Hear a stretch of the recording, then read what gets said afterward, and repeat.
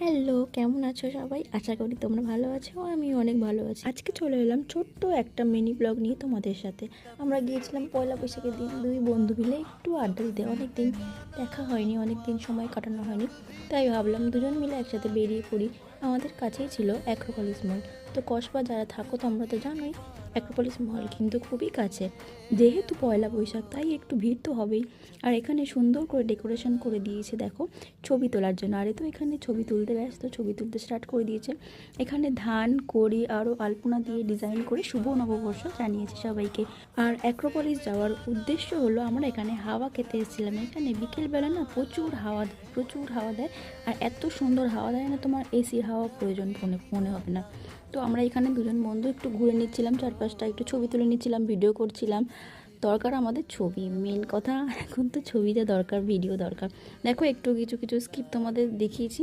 আর এই সময়টা বিকেলবেলা, সময়টা প্রচুর হাওয়া দেয়। সবাই কিন্তু এখানে বসেছিল শুধুমাত্র হাওয়ার জন্য দাঁড়িয়েছিল। তারপর আমরা একটু ঘুরে ঘাড়ে আমরা একটু মোমো খেতে গেলাম, মোমো খেলাম, তারপরে ভেলপুরি খেলাম, আরও অন্যান্য অনেক কিছু খেয়েছি, মিষ্টি খেয়েছি।